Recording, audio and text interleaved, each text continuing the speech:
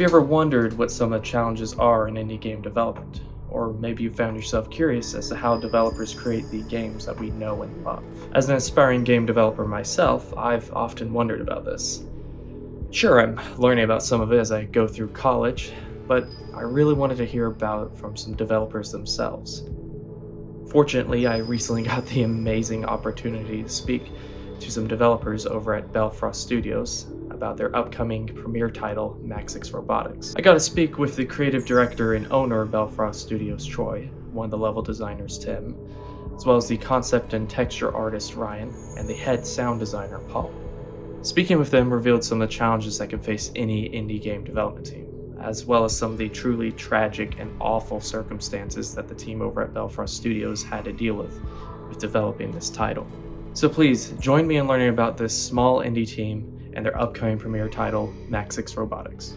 I'm the creative director and owner of Belfrost Studios. I've been involved with a lot of different aspects of the game, from the modeling to texture art to the 2D art or 2D and 3D art for a lot of the environment assets that you see. Primarily, a lot of the assets you see in the game are done by me. Did a little bit of level design and a few other aspects of the game myself. And I'm just overseeing the project, and we're getting close to completion, which is exciting. Sure. Tim Barrett. I worked on some of the level design and some of the lighting for the game. My background comes from construction, so actually helped with helping design some of the layouts and kind of making it really look like a real facility that's immersive and believable, as well as some of the lighting. My name's Ryan. I help with the concept, with the bots, with Chase, as well as doing the texture for the bots. I also contributed to the trailer we currently have. I'm Paul. I've been handling all the sound stuff pretty much, from like limited UI sounds to sort of like interaction sounds and general ambience, jump scares. All the sound stuff is what I've been working on. All the fun sound stuff. Awesome. All right. Well, what all do you want to say about, like, what is Maxix Robotics? If you had to kind of just describe it briefly, what would you describe it as a game?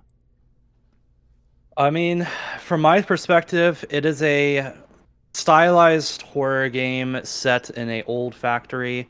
1960s and 1970s is the time period, but 1940s is when it was built, so you see a little mix of a little different types of culture and stuff. But basically, if we were to describe it in a short sentence, I'd say it's a stylized horror game where you're working as an engineer to solve puzzles in the factory, and you try to uncover the dark secrets that involve the company. So how long has the idea for this game been around, and kind of whose original idea was it? Or was it kind of more of a group idea that you all kind of worked on and bounced ideas off each other till you came up with this final product that looks really good? I'll take this one because it's a bit longer of a story. So I had an idea I wanted to do for actually a completely different game concept, which was a fantasy game back in 2020. And we had even different members at the time. And as you know, in 2020, COVID hit. And when COVID hit, we had team members lose loved ones. One of them actually lost their spouse. Oh, wow. So we were hammered hard as a team. And we were just like, because we wanted to do crowdfunding and get a nice fantasy game out. We had a cool design, and we may do that down the road. But at that point, we were just completely, we were hit hard like many people were. And I was about to call it quits when the team kind of rallied and were like, yeah, we want to keep going. Like, we could do a smaller project. So we started researching into horror, and we started playing around with Unreal Engine 4 at the time. And we're playing around with the concept of an idea that we were liking, but we ran into some roadblocks and stuff. We're kind of discussing, different sides of things, and part of it was just figuring out for the first time naming conventions and problems with different aspects of the engine that we were running into that we had to fix. And while that was going on and progress had slowed, I had some leftover stylized models from a game jam that we worked with the school alumni. I decided, just for fun, to test out the Unreal Engine 5. I started putting together pieces and I built a level out, and I was like, okay, this is kind of cool. And as I started building this out, I had this horror idea that was kind of coming into my head, and I was like, okay, this is kind of a cool concept. And this was back last May that this was starting to take fruition, in May of 2022. And I brought in one of the members. Her name is Nikki, and I said, hey, this is an idea I have. I know that you kind of talked about having a horror game that was primarily focused on stylized horror, which at this point in time, I don't think there's a lot of stylized horror out there. And this is a concept that I have not even seen out there. And I was like, okay, this is kind of a cool thing. Is there anything here? She got excited and hopped in and started working with me on this. And about 2 weeks later, we presented to the team and we're like, listen, here's the idea we've got running right now. I know that we had some other ideas going, but like, what do you guys think about this? And the team liked the idea. They thought it was really cool. We then talked with Ryan and Chase and other members like Paul, and everyone started coming on board, and we started building the team even more so. The sound came in and breathed life when the bot got introduced by Chase and Ryan, who have done a phenomenal job on that bot. It really created a lot to the game where we saw that bot breathe life into the horror game, right? And a huge aspect of a horror game is the monster itself, the creature itself, and seeing that breathe life into the game was just a fantastic thing. And I know a lot of work started ramping up with the whole team probably around October, November is when we started seeing a lot of the formations of, the bot kind of coming into scene and playing around with stuff. The animation started getting tested with. We started programming and different aspects of things, and we've certainly run along the road and ran into some issues with bugs and internal management problems and stuff that we ran into that we figured out how to get past. But overall, it's been a fun process. The goal of this is honestly just to make something fun.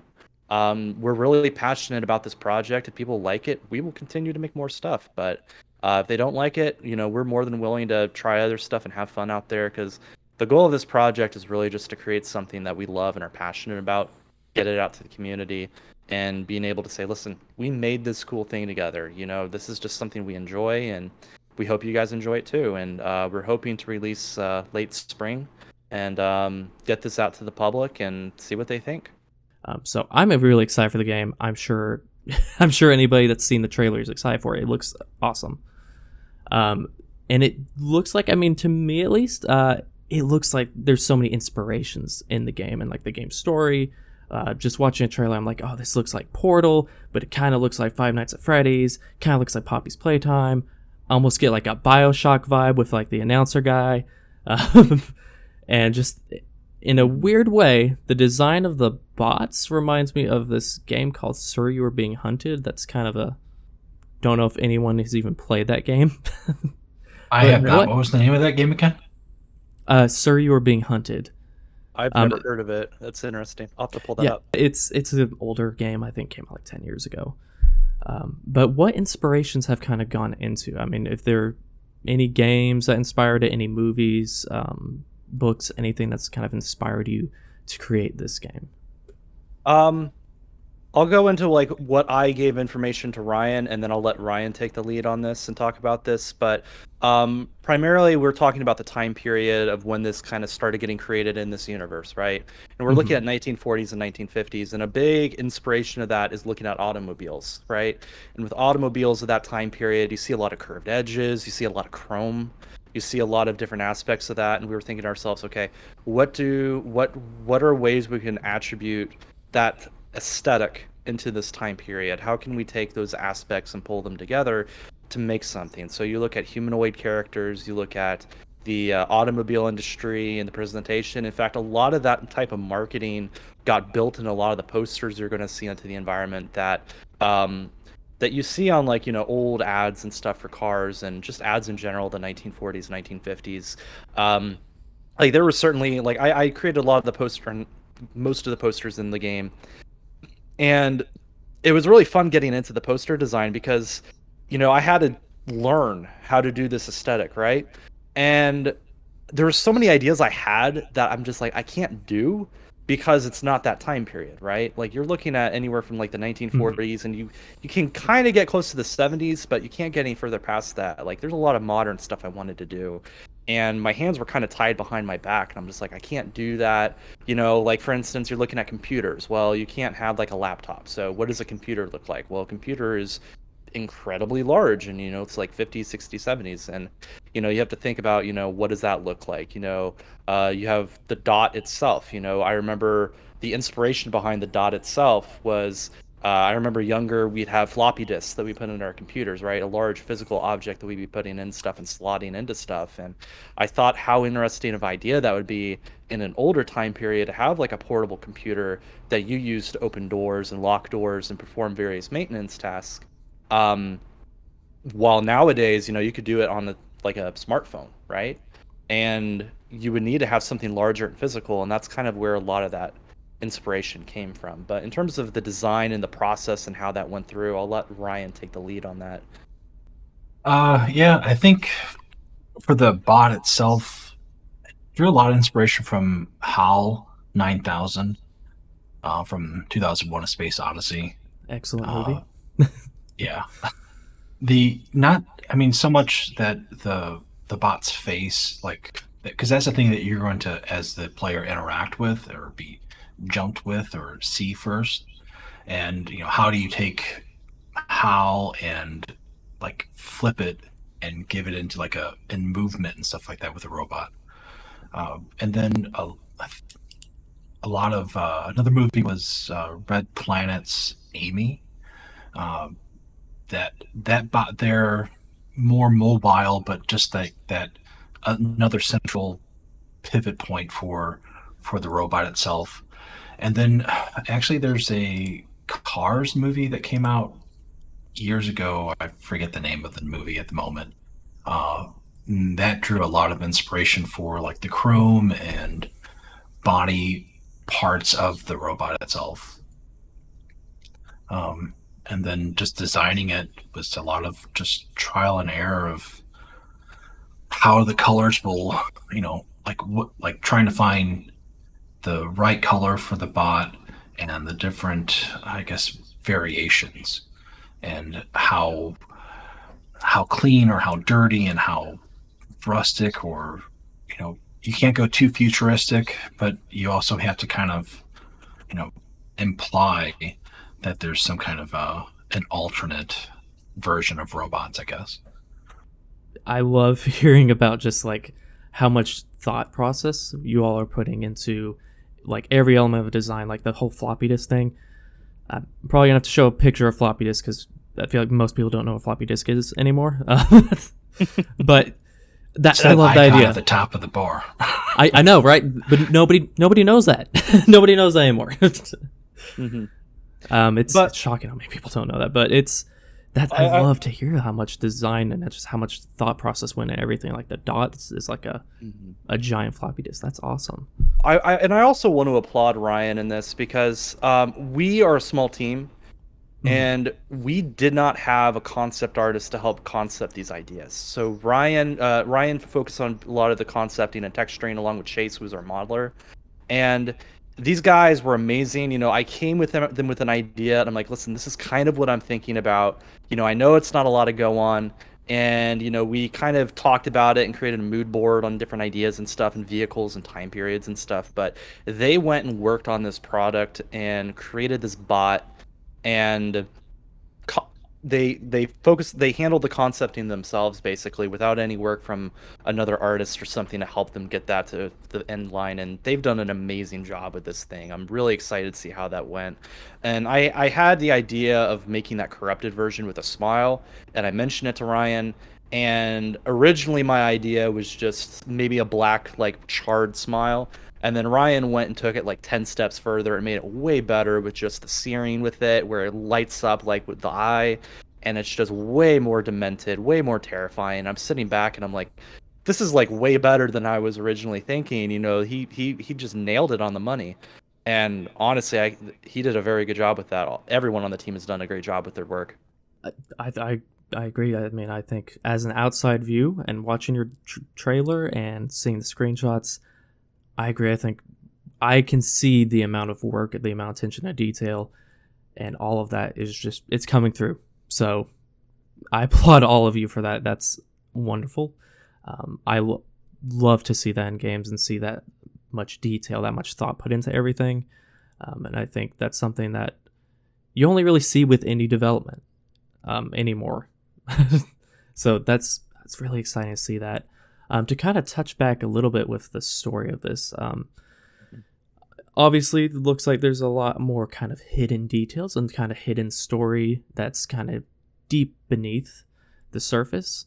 So how deep would you say that rabbit hole goes? Is someone going to have to replay this game over and over to kind of get the whole picture? So there is the strong base story that you are going to experience, but there's also a dark undertone.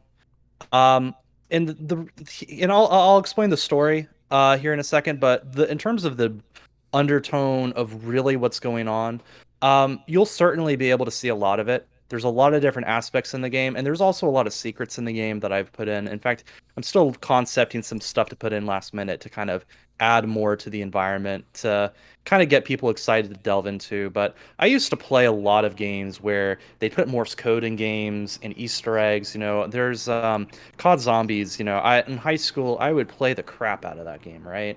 And we would go through and solve those Easter eggs, and we would spend like 8 hours in a match and try to figure out, is there something we missed? Is there more to the story?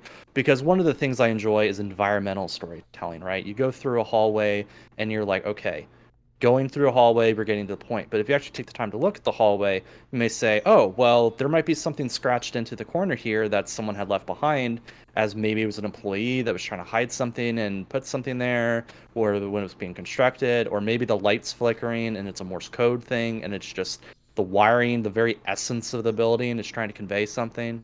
But I always like the idea of the environment having secrets like that. The posters you see breathing life and this stuff. And there's a lot of explanations of why there's so many bots. Why is there a dot being used, and is the dot, got any future plans with the company? These are all questions that you kind of see posed to the player via posters, right? You go by a poster and you see, oh, well, there's a poster for Maxix Oil. That's interesting. It just kind of shows that, they're very commercialized and they've created a product out there for another one of their products. And you start delving deeper down the rabbit hole and try to understand, how diverse is this within the world? How diverse is this within the company? And I'll talk about a failed idea that I actually had for a future game or DLC that we're not doing. But basically, I concepted the idea of doing a Japanese branch of Maxix Robotics with Japanese characters and stuff, and just doing a very different style of game in a different environment to show that it really is worldwide. But I scratched that idea, one, just because it didn't coincide with the story at that time, and two, there's some other aspects I want to go into with either DLC or story and things like that that we really want to delve into as an indie team. But there certainly is a lot of story going on here. There's certainly a lot of elements, and the story that I can tell about the game at this point is this. You had a guy known as Bartholomew Maxix. Bartholomew Maxix went through World War II. He got injured to the point where he couldn't walk anymore, and he saw the horrors of World War II, was so traumatized by it that he hated what he saw and wanted to create a society devoid of emotion, devoid of pain, devoid of suffering. Why be paralyzed your entire life? If you had a robot or a technology was far enough, you could just replace your legs and swap it out. No big deal, right? So he started concepting Maxix Robotics as an industry, built upon that brand, and moved forward from here, and basically has become a household name. However, as the player going into this side of things, you're going in as an engineer. You're working at night to kind of figure out some of the bugs that they keep occurring at night. And because in the morning, things are not always what they seem, so they have to go through to figure out what's happening at night. Your job is to go through here at night, figure out stuff, perform maintenance tasks, and basically each wing is a different puzzle where you're going to be solving more different clues and stuff to the story. And each wing, if you want to take the time, kind of delves into that sort of stuff. So that way allows the player to kind of explore it and enjoy it and do what they can, because you have different players and different people like different things. You have those that like the horror and they just want to play the horror and be scared. You have those that like the horror but the story, and they want to delve into the story and enjoy it and have fun at the same time. And then you have those that really want to delve into it deep. They want to solve the codes, they want to solve the Easter eggs, they want to talk about what is possibly going on here, right? And they want to make videos and think about themselves, okay, how can we solve this? Like, here's this piece of the puzzle, doesn't match this piece that you guys found. And I like having those conversations, you know. I like having meeting with friends and like talking late at night and theorizing about games and figuring out, you know, where they're planning to take things, what's going on, and things like that. And honestly, it's exciting to see what people think of our game, and if people will start having those same conversations about it. Because if people really enjoy this and if people really want to have more conversation, then we're more than willing to continue that conversation on, show people what is really going on, and really open the doors for way more stuff that's happening in this universe. Yeah, that's awesome. That's something I love to do myself. Is there any Easter eggs or anything hidden in the trailer that you can say? Honestly, at this point, I have put so many Easter eggs in this content. I've forgotten about many of the Easter eggs I've actually put in. We currently have a major Easter egg in our game that's a cipher, and I've had team members ask me about it, and I have to be honest with them, say, I made that like half a year ago. I don't really remember myself, because eventually you're gonna have team members coming and solving this, and they're going to say, "Oh, well, that's how, like, that's what it was," and I'll be like, "Oh yeah, I remember that now." But basically, for people when they get into the game, there's going to be a very obvious Easter egg in an office, and that's all I'm going to say. But in the clue for this, just to make it easier for people to solve, is that you need to solve an Easter egg to get a key phrase to solve the next phrase. That way it unlocks more of the Easter egg. I know the cipher, and honestly, if I took the time, I could solve it myself. But I don't want to resolve something I already put, because I may remember it. But basically, that's the clue for people that want to solve that Easter egg when this game comes out. So if you're watching at home, make note of that. So how big is the development team for Maxix Robotics? So we're roughly around 10 members. Each one has, you know, different skill sets. So we have some that are texture arts for the bot, character modeler, sound design. We have another one that's kind of like a quality specialist that kind of oversees the management and stuff to kind of make sure things get done how it should be. He's been invaluable. His name is Aaron. Absolutely love him. I love having him on the team. He's done an amazing job. You know, Tim was working with level design, and he's done a great job working with elevators and touch-ups with the environment and stuff. Because, you know, I mentioned that I brought the team on board and showed them, you know, the stuff I made, and a lot of that was level design. And my background is not level design, so I had to kind of talk with him and talk out just some aspects of Puzzle 1. So Puzzle 1, originally it was just a single room. And I was talking with Tim about this, and he had the idea of making it into a maze. It was a brilliant idea. I absolutely love that idea. So we started concepting some ideas. I went through and made some models. And we went ahead and placed them out, play tested it, worked around it, and we decided to branch that into other areas because, you know, in terms of level design, it's not just as much creating a room, you're creating an actual living, breathing environment, right? And we've had to learn a lot about doing that sort of thing and figuring out, you know, how does the player move in this environment? How does the player react to this environment? And that was a big thing. And Tim, if you want to take it from here. Yeah, so adding a little bit of a maze element to that puzzle actually kind of helped flesh it out a little more. It made it a little less of a go fetch kind of mission, you know, if you will, from like, you know, your typical like RPG or something, to an actual like interactive event where the players kind of challenged versus, you know, a simple, you know, running around from here to there, and then that's it. But it just helped add a little bit of longevity to basically the puzzle aspect, and you know, created a little more interactivity in the area itself to give the player a little more reason, basically, to explore the room a little more. That's really cool. That's just actually want to kind of dive a little bit more into the level design there. Taking that idea of turning kind of a blank room and turning it into a maze, that's a really good thought, and that's a really good process. So kind of what other processes have you had with level design? Have you kind of gone from, we have this puzzle, we want to do this puzzle, and then made a level to match the puzzle? Or have you kind of designed your puzzles around your levels? So it's a little bit of mixing and matching. We've had a few different people working on this. Nikki's worked on the actual mechanics of the puzzles, and some the buttons themselves are puzzle one. I did a lot of the modeling for the environment and the placement of that stuff, and then Tim came in and gave tips and worked with me on improving that. And we worked with the lighting. The lighting was a nightmare. It was months of work that we had to deal with that. We had some issues with that, and we thankfully solved that. But there's so much with game design I didn't even realize. But in how we approach these puzzles was, I had these ideas for these puzzles. We had puzzle 1, puzzle 2, and puzzle 3.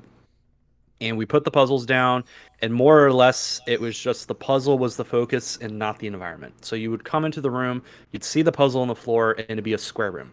Puzzle 2, you come into the room, you have the puzzle on the floor, square room. Puzzle 3 was the same way. And it bothered me. And it bothered me to where it kept me up at night, and I kept saying to myself, this is just driving me nuts. Because I desperately want to have this, do well, and a large part of that is the environment. So I got Tim into a call, we talked it through, and I said, I have future ideas for the DLC down the road, and Tim was in that was the maze idea, and Tim was like, just turn the puzzles into that.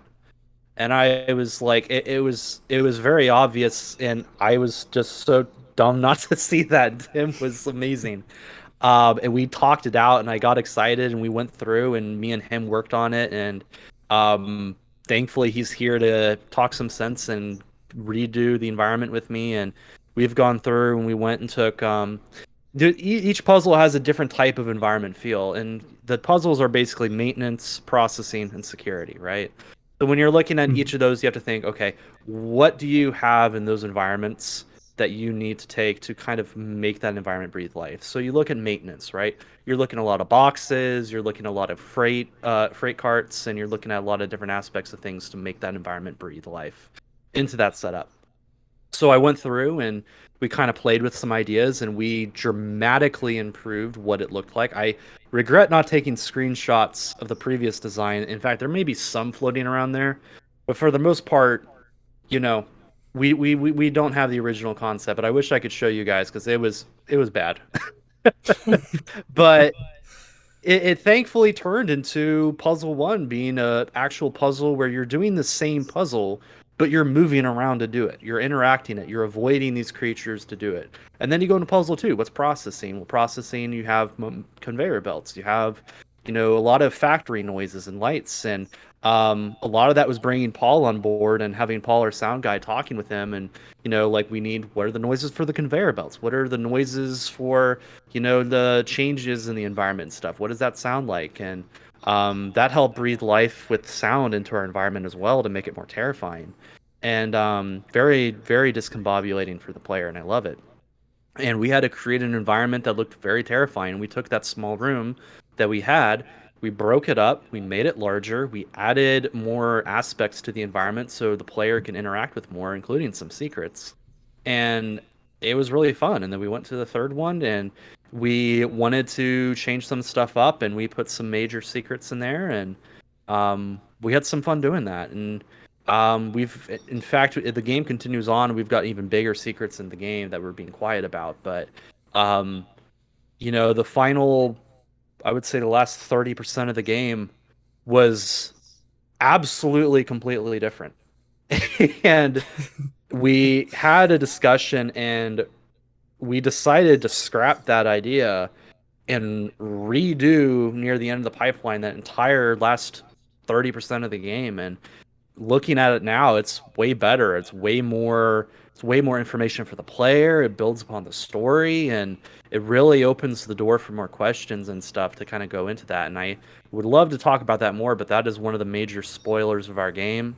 It's going to be very exciting for the player to be able to experience it, I will say. But it was a very fun thing to kind of go about doing. So, and I'll pass it off to Tim if he wants to add more on him kind of coming in and, giving his thoughts on stuff. So. Yeah, I mean, it definitely adds to this. The surprise element will definitely add to kind of the surprise factor, I guess, right? Because you get used to seeing an environment that then kind of is more than what you thought it was from the get go. You kind of part of like the horror element, right? Is you get used to seeing the environment when you're passing through it, and then basically when it's something else entirely is kind of a surprise that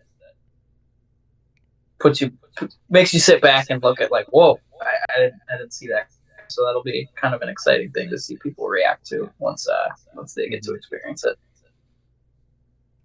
Yeah, I feel like the unsettlingness, if you like slowly have become more unsettling, that's always amazing in horror games. So wonderful to hear that you all have kind of worked and put that kind of, again, that much thought process into all of this. And I gotta say, the lighting looks wonderful. I think you all nailed the lighting. It looks great. How hard was it, and like how many days did it take you all to kind of get that lighting down? Months. Yeah. It looks like it. It looks that good. Oh my gosh. Yeah, so when Trey said it was a nightmare, that was putting it lightly. Yeah, so we had bugs with the lighting. So basically we put the lighting in, it looked good, and then we would look at it, and then all of a sudden the textures on the walls weren't reflecting, or the metal wasn't reflecting, or the light wasn't going through and creating fog, or the lighting would just break. And we would have to sit down, and me and Tim, and I felt bad because, he would take time to do the lighting, and then we'd have a conversation, and he'd be like, yeah, it's not working. So we were looking up content, we were messaging people, and we were going through and trying to figure this stuff out, and oh my gosh, it was a pain. Let me just tell you. It was a multi-team effort to get the lighting done, but the lighting thankfully came out pretty good in the end. In fact, there's better lighting and lighting stuff we're still tweaking with the final aspect that we're keeping secret. And the reason is that's a heavy lighting thing that we've got to do for that final sequence that is just really cool. But once again, it's just it was a lot of work. Well, I'd say it was worth it because it looks really good. Every screenshot I've seen and just in the trailer, I'm like, how did they get their lighting to look so good? Because I'm struggling to get my lighting to look like anything at all. So it looks like you all have really nailed the lighting. The trailer lighting took a lot of effort. It looks like it did. Yeah, Ryan handled the segments for our teaser trailer that focuses on the bot, and he did a fantastic job with that. I worked with him, and I just patched it together and edited it with an audio from our sound guy that we did the voice acting with. We got an external guy to do voice acting for us, so he did a very good job on that. But yeah, Ryan, if you want to take it away from there, you did a very good job on that. That was time consuming because just not knowing how to approach it. How can you make it scary but like not seizure inducing at the same time? Yeah. But the rendering and lighting and everything was performed in Marmoset. It's a real-time engine, so it's similar to Unreal, but nowhere near as complicated. So it made making those scenes very easy to set up and redistribute lighting and stuff like that. So it looks really good. And I think something that not a lot of people think about is just the color of each light, and then you also think about the color of the shadows. And again, I think you all nailed that. And like in the trailer there, as you were saying, I've used Marmoset, and I think you did a perfect job. I think the lighting conveys that kind of like creepiness and kind of horror elements. So I applaud you because that I would never be able to figure that out myself. I think you all said you were using Unreal Engine 5. Yep. Are you using just Unreal Engine 5 or 5.1? I think off the top of my head, it's 5.03. I think. I'm not sure. There's a lot of different versions, but I believe that's the version we're been primarily working with. Um, it's So what been made you all as a team decide to use Unreal? Unreal looked freaking fantastic. Well, yep. Not to mention our educational backgrounds. That was the primary engine that they taught us on. So we had some familiarity with it. So coming in, we knew that other team members that are part of that project would have familiarity with it. So that was a great way to kind of get used to delving into this stuff, right? So if we had to learn a brand new engine, that would just take more time. That would add on to the development side of things, and a lot of it was just kind of learning how to do something right the first time with something we were familiar with. Because if we went and created our own engine and did everything in house, we're looking at a much longer time to get this out, and we're looking at possibly more members to get involved in this, and we're looking at a much bigger scope of how we actually wanted to kind of approach this type of topic.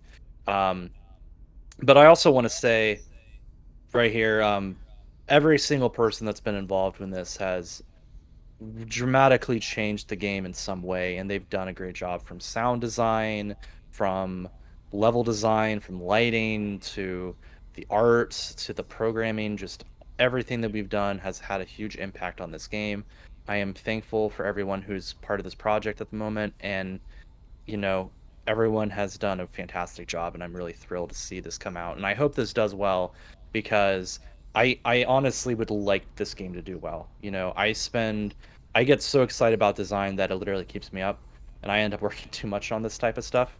I'll work through the night, and I'll be like, okay, I need to flesh this idea out, get this idea out on paper, then I design it, and then I'm like, okay, here we go, here's the designs. And I have people kind of get upset because I kind of stress my health, because it's like, okay, well, I want to do a design and get this done, and then at the end of the night it's like, oh, it's daylight, I've just done 15 3D models I've created throughout the night. That's interesting.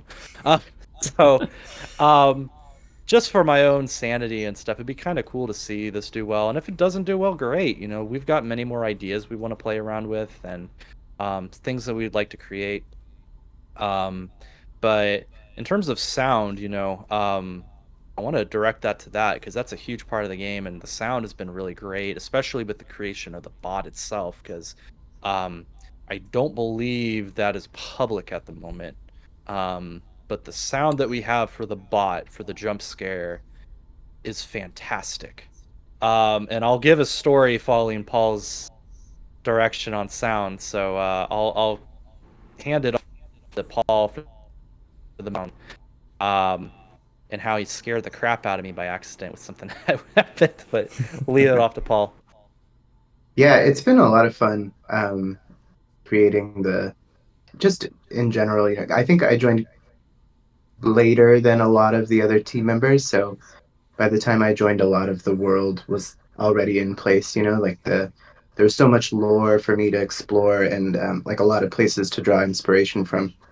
So it was really fun just kind of using that to help tell the story. It was a lot different than coming in at the very beginning and having to invent the sort of soundscape. It was already basically there. It was just waiting to, become real. So it's just generally been a lot of fun to make all the various sound for the game. But yeah, the jump scares in particular obviously have to be scary, and they're a big component of like why somebody is drawn to the game, and it's such an important mechanic. So I spent a lot of time and lots of revisions going back and forth on getting it just right, just so it's really scary and not something cliche. And the other day I was in the game just like seeing if making sure everything was sounding right and levels were working, and also like audio levels, sorry, I should say. Seeing how is it like immersion was affected by the way the sounds were implemented. Like, oh, if I'm 10 feet away from the door, does it sound like the door is still in my face? And like trying to make sure that all that stuff is working properly so that the player feels immersed while they're playing. Yeah, it's been great, and I really do hope that the what I was going to say, I was in the game and I got scared. I was testing a puzzle, making sure that all of the sounds were working, and I was too slow, and I got hit with the jump scare, and I was like, oh Jesus! I jumped out of my seat. So that made me feel good. That was the first time I'd heard the jump scare in context, and I was like, well, it's working as intended, so that's good. Yeah, definitely sounds like it's working as intended. That's exciting. So yeah, this bot has scared the pants off many of us. So how it scared me the first time, and I believe I'm the first person to ever get jump scared by this bastard. But basically, I went into puzzle 1 because I had to go and test a bug that was kind of being experienced right now. So I got into player view, and at the time we only had a single bot placed in one of its alcoves in the final level. And at the time, I did not think it was animated, programmed, or anything. So I go down into puzzle 1, and I walk into the room, and he's not there. And I'm like, okay, this is not good. Instantly, I'm freaked out because you're testing something, and you look to see something there, and it's no longer there. So I'm just like, okay. So I take another step forward, and that's when he jump scared me, and I fell out of my chair, and I freaked out. So I was absolutely not expecting that. So I have been the first person to get jump scared by that guy, and yeah, there's a special place in hell for that bot if it ever comes to life. But yeah, it definitely has the scare impact that I've been wanting for a horror game, and was just hoping it didn't scare me, and it did. So That's great. That man, sound design I feel like it's such an unsung part of game development. And I'm excited to hear this sound now. Yeah, I would agree. I think it gets overlooked, but that's also good. Like, you don't want it to be distracting either. Yeah, I feel like bad sound design stands out. Right. But good sound design, like, people don't talk about it because it's just that good. Yeah, just that's wonderful. Yeah, that's awesome to hear. So, actually, Paul, then to ask you, kind of with designing these sounds and kind of coming up with them, do you have like inspirations that you follow? Do you mostly kind of use Foley to kind of capture these sounds? What's your process when you're trying to design these sounds? It's a mix, and I worked really closely with Polar on this, and we talked a lot about like what would be period appropriate. I will say that there's been a lot of attention paid to like making sure that the game really does give the player the sense that they're in the time period. So there is Foley when it comes to things that like are Foley appropriate, for like, like footsteps and stuff like that. But when it comes to stuff like the environment, like the doors, or when you're interacting with things, there's definitely Foley and stuff that gives it a like you want it to feel like when you interact with something, you want to feel the feedback, like you open a door and you want to feel like, oh, okay, like I did something. So there's that, you want that sort of tactile element to it. But I also tried to put a little bit of synthetic sound in there to really play into the futuristic, robotic element of it. So there's some synthesizers, there's also some like analog sound, like robotic sounds, from like actual robots, like that you would hear in a factory, or like a printer, or like that kind of stuff. You know what I mean? So there's a mix of stuff. And I feel like all of your hard work, it shows. So, and again, sound design, I struggle with that myself. So again, applaud you on that because I'm sure it's amazing. And making people jump out of their chairs, who are the developers, that's impressive. Right, it's a dream. That means it's working. Oh yeah, yep, yeah. Give yourself a pat on the back for that one. So, what was the process as far as going out into like the bots and also the dots? Like, what was the process in designing those? So I handled creating the dot. Paul and Chase handled the creation of the bot. Um, so dot basically was really a culmination of my fascination with older tech and older technology. And honestly, a lot of where this idea came from is looking at where gaming used to be and where gaming's come. And that started this rabbit trail for me personally with Dot. With Bot, we'll have a conversation with Ryan on here in a second. But in terms of Dot, I was looking at how where we're at with game development and how indie developers are starting to get more noticed, and I think that's great. But I also look at, older games, like 80s, 90s, so forth, and you look at Pong, you look at Galaga, and you look at how it's developed over the years. You had Doom that came out and revolutionized stuff.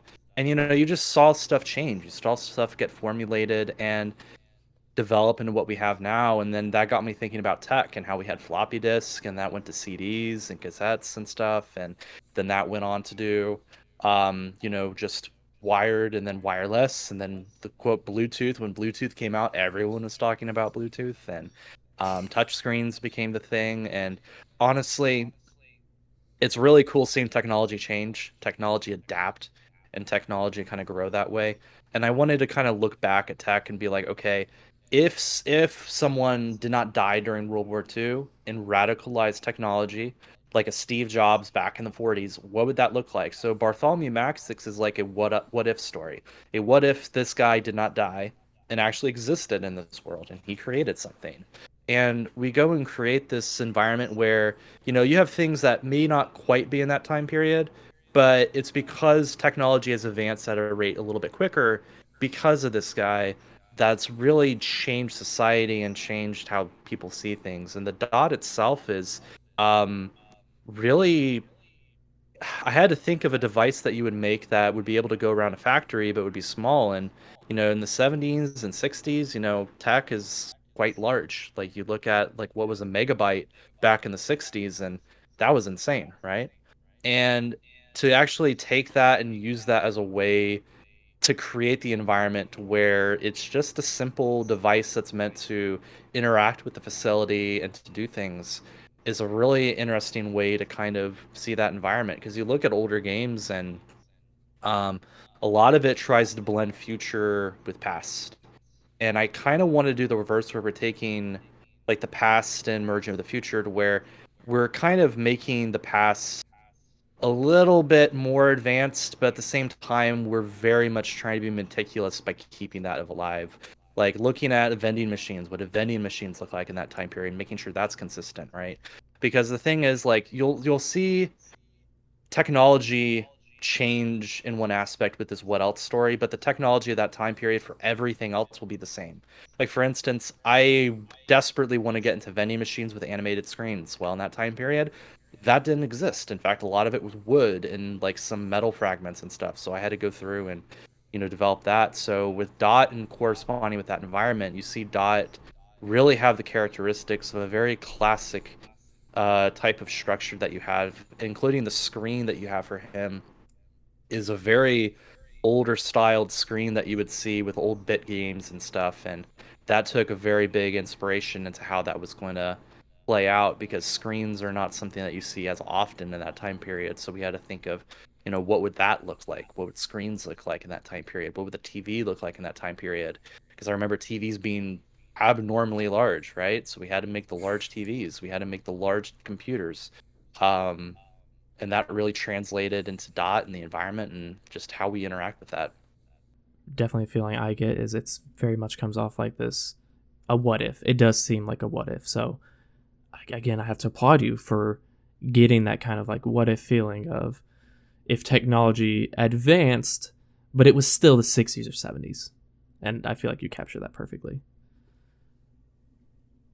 So then to go into the bots design, what was that like? I know for the bot itself, Chase and I threw out a lot of ideas, back and forth. I know we looked at robots, looked at that a lot, and I know Chase drew a lot of that for the inspiration for the like body concept. The iterations for the bot itself, I don't know, 8 to 10, and then we only present it like one or two. Just back and forth, like different, like how many eyes should the bot have, or how should the arms be shaped?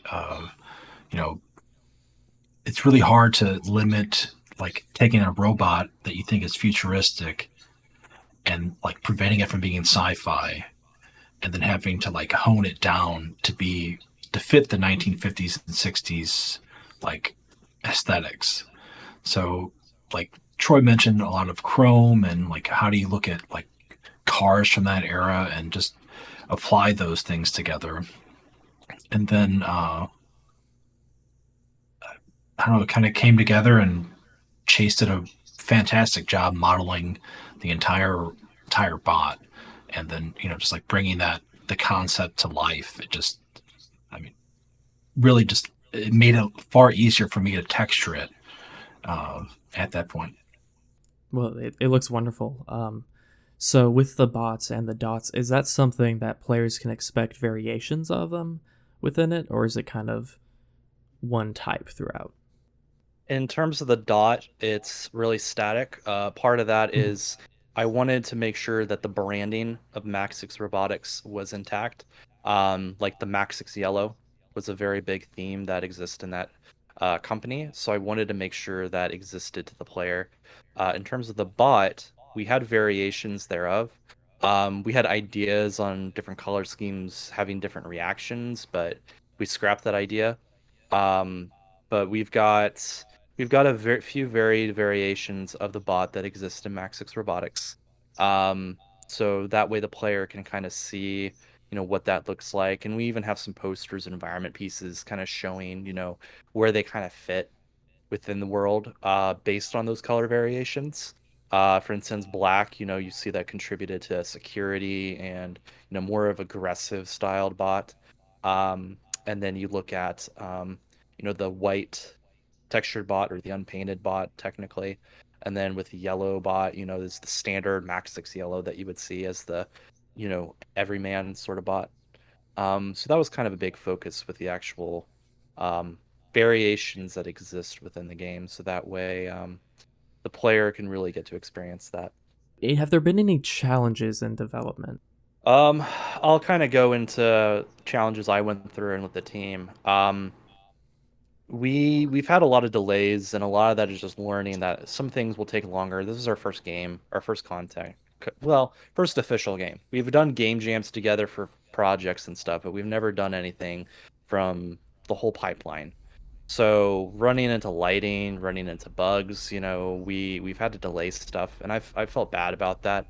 That things have gotten delayed. I've had to convey that with Steam, with the people I've worked with there. In terms of just letting them know that we weren't going to meet the date that we gave them.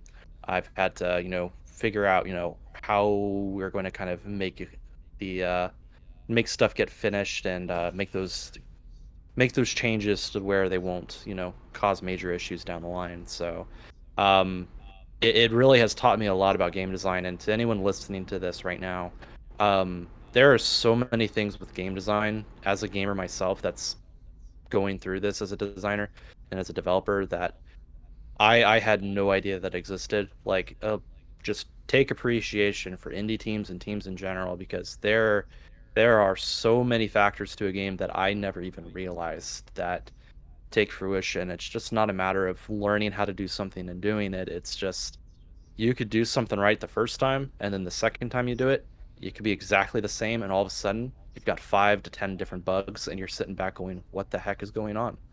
So a lot of that is just delving into that and trying to figure out what is going on, how do we fix this, when do we get this done, and just going from there. Because goodness gracious, it's been a roller coaster of emotions.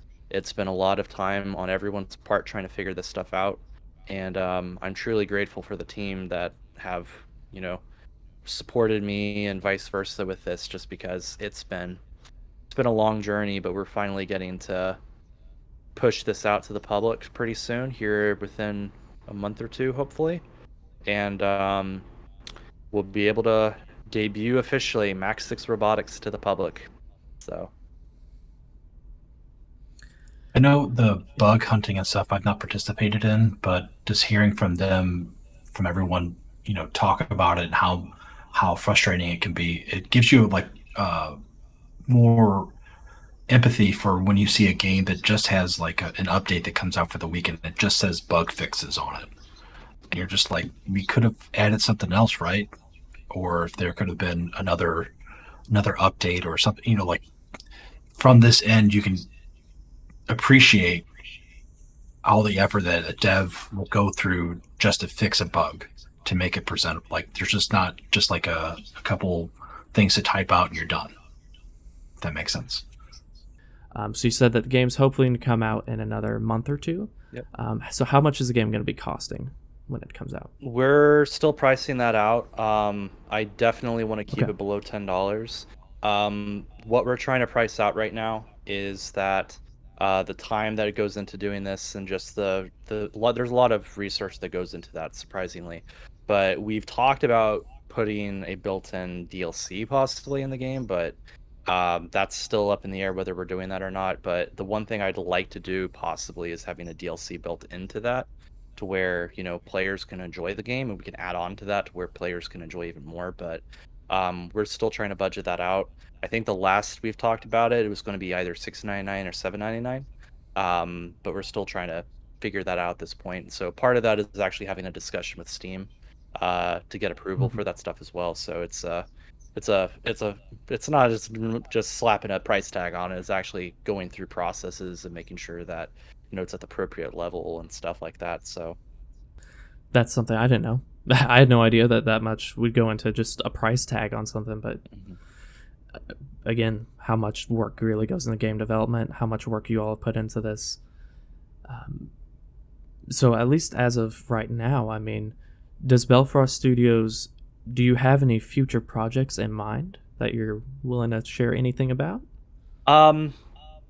In terms of future projects, right now we're focused on this and potential DLC, but it really depends on how people like this concept. We want to create more because honestly, we love doing what we do. We love creating. We have a good product. It's got good branding potential. If people like what we create, we would love to reciprocate and basically give back and be like, listen, we've got more content, we got more stuff we can create, and basically work with the community by making more content. But if they're not interested in this type of topic and this horror idea, then we'll move on to something else. And that's something we'll have to discuss internally, what we want to do. It could be fantasy, could be horror still. There's a few ideas we've got rummaging around, and it just depends on what people really want to see out of this project, what people like about this. I know everyone that's gotten an inside look at this, their jaws drop and they're like, this looks so cool, this is so amazing. And I'm really humbled by that. I have some issues where I work at stuff and I kind of devalue what I do, sadly. But everyone that's coming in that's seeing this project, they're looking at it, they're like, wow, the screenshots look amazing, the gameplay looks amazing, the idea is amazing. And I have people that are really confident that this will do well, and I'm excited about that. We've gone through a lot. People have lost jobs while working on this. People have had deaths while working on this, and I know many of our team members would like a win for themselves, just because we've all gone through so much. We've gone through COVID, we've gone through deaths, we've gone through job issues, we've gone through all this stuff. But we've persevered and we've worked hard in this product to get it out for you guys, so that way we can create something together for the community and for all of us, really. Because we're passionate about this. We're passionate about what we make. We're passionate about what we do, and we're in uncharted waters right now.